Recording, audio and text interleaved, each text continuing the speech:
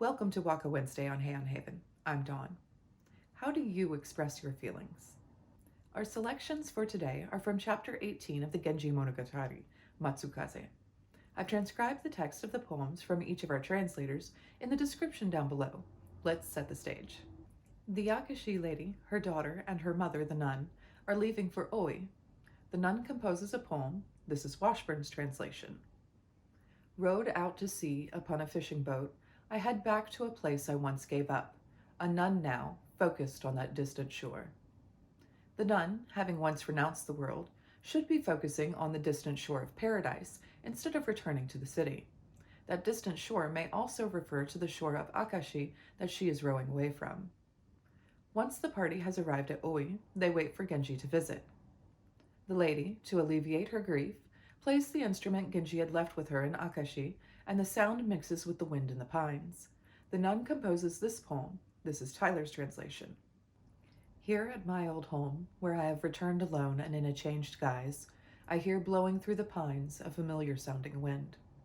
Having returned to her childhood home, the villa at Oi, in the changed guise of a nun, without her husband, the melancholy of autumn is made more poignant by the sound of the wind in the pines blending with her daughter's music.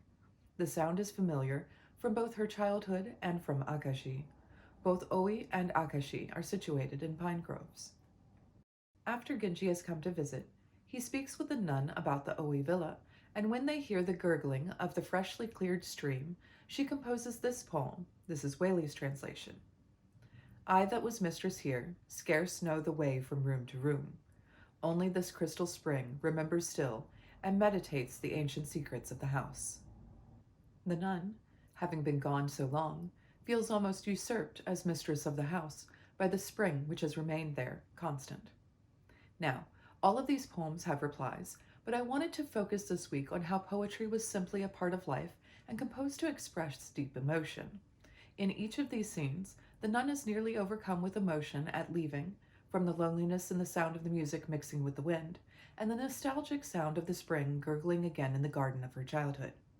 What do you think? And now for my Tanka inspired by the selection. Lost in the words of Shoshi's companion, and I wander through the tale, captured by the poetry, entangled in the story. What has inspired you this week? Share your poem in the comments below. Thank you for watching. Subscribe if you'd like to explore the Han period of Japan with me through poetry.